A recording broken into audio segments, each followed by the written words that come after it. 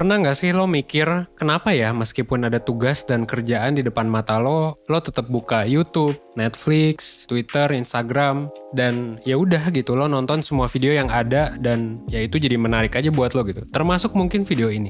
Tapi pas lo jalanin nonton, yang ada lo malah akhirnya marahin diri sendiri, kecewa sama diri sendiri, ngerasa nggak berguna, ngerasa buruk lah sama diri sendiri. Kok bisa sih malah kayak gitu? Lo simak satu video sebelum tidur ini biar lo bisa dapat keseluruhan insight-nya.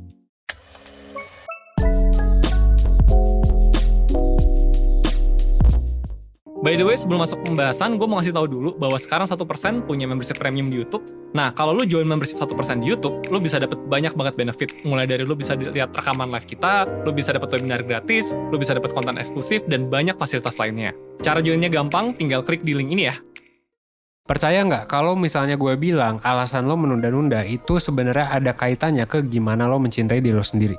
Pemahaman ini sebenarnya dibahas sama direktur di Institut Riset Pendidikan punya Princeton University. Nah, kalau menurut dia gitu ya, sebenarnya kebiasaan menunda-nunda itu bukanlah hal yang memalukan gitu ya, bukan hal yang salah sepenuhnya. Dan bukan sepenuhnya kita ngelakuin itu karena kita lagi mensabotase diri sendiri. Tapi ada hubungannya sama self-worth kita, atau bisa dibilang ya gimana kita menghargai diri kita, gimana kita mencintai diri kita sendiri.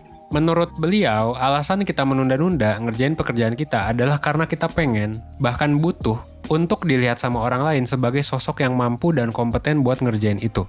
Jadi, ketika kita ngerasa nggak mampu buat ngerjain sesuatu, ya kita bakal menunda itu. Kita bakal nggak ngelakuin itu. Kalau misalnya lo masih ngawang, contohnya gini. Jadi anggap lo adalah anak kuliahan yang punya tugas esai 3.000 kata. Dan akhirnya setelah seharian lo nyelesain tugas-tugas yang lain, lo siap buat ngerjain esainya. Tapi ketika lo duduk, tiba-tiba lo kepikiran, aduh pengen ngecek chat, pengen ngecek email. Terus lo cek semuanya dan ternyata 45 menit udah lewat. Dan mungkin setelah lo 45 menit ngabisin baca chat sama email, mungkin lo capek. Akhirnya lo memutuskan buat tidur dengan janji bakal bangun pagi banget biar lo bisa ngerjain esainya lebih maksimal. Tapi ketika besoknya lo bangun pagi, lo ngerasa capek banget sebenarnya. Dan kayaknya ketika lo ngerjain itu bakal nggak maksimal. Akhirnya lo tidur lagi. Siklus ini bakal lanjut terus. Lo mungkin bakal milih buat ngerjain yang lain, misalnya nonton video YouTube.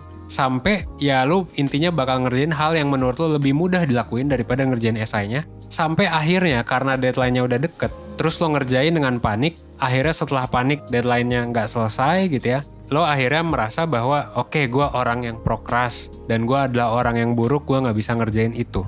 Nah, kalau misalnya lo termasuk ke contoh yang tadi, sebenarnya banyak banget sih orang yang kayak gitu. Lo nggak sendirian.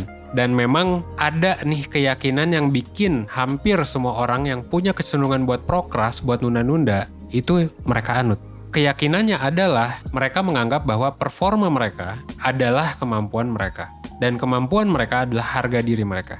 Artinya, ketika performa kita buat ngerjain tugas itu bagus, itu karena anggapan menurut mereka ya bahwa kemampuan dan usaha yang dikeluarin juga bagus. Makanya mereka ngerasa berharga. Simpelnya, kalau mereka bisa gitu ya, kalau mereka yang suka prokras ini berasa bahwa bisa ngerjain dan sukses, maka orang itu adalah orang yang berharga. Berlaku juga sebaliknya, kalau mereka ngerasa nggak bisa ngerjain, ya mereka adalah orang yang nggak berharga. Dan ini bikin mereka takut buat gagal. Jadinya orang yang menunda-nunda, orang yang prokras, itu ngerasa stuck sebenarnya karena dilema. Pertama pengen ngerjain dengan perfect, pengen perfect banget gitu, nunggu mood yang oke banget. Dan tapi mereka tuh takut kalau gagal. Jadinya kalau moodnya nggak perfect, jadinya nggak dikerjain. Jadi nabrak gitu, ada dilema gitu. Kebiasaan menunda-nunda lah masuk di sana, di tengah-tengah dilema itu. Gitu ya, jadi bisa jadi kenapa kita semua prokras? Karena kita ngerasa nggak berharga buat ngerjain itu. Bukan nggak berharga sih, kita nggak ngerasa pede buat ngerjain itu. Kita ngerasa diri kita nggak seoke itu. Dan ketika kita merasa nggak pede atau insecure sama performa kita buat ngerjain sesuatu, kita takut akhirnya kalau kerjaan kita bakal jelek dan maksimal. Biar kita bisa kabur dari perasaan itu, kita cenderung buat ngelindungin self-worth kita dengan menunda-nunda. Sayangnya ketika kita kabur gitu ya, itu kan bukan suatu hal yang baik gitu kan. Karena tugasnya jadi gak dikerjain. Balik lagi, lu gak nyelesain masalahnya, lu kabur. Ya sebenarnya bisa jadi efektif memang sementara waktu gitu ya, menunda-nunda itu atau kabur dulu itu. Tapi ya bisa banget sebenarnya ngebawa masalah baru dan ya memang ini yang terjadi pada banyak orang. Nah pertanyaannya adalah gimana nih cara biar kita nggak tenggelam di kebiasaan menunda-nunda? Well, pertama yang pasti adalah ya paham kenapa lo bisa menunda-nunda. Emang apa sih yang menyebabkan lo menunda-nunda gitu? Emang apa yang lo rasain? Kalau misal lo relate sama yang gue jelasin tadi, ya mungkin itu sih. Apa karena misalnya lo takut gitu? Atau jangan-jangan lo pengen banget jadi perfeksionis, akhirnya nunggu mood, nunggu waktu yang sebenarnya ya nggak bisa lo kontrol juga sepenuhnya mood itu kan. Nah mungkin ketika lo udah tahu nih alasan lo menunda-nunda dengan sangat clear, lo bisa cari cara buat ngatasin ini.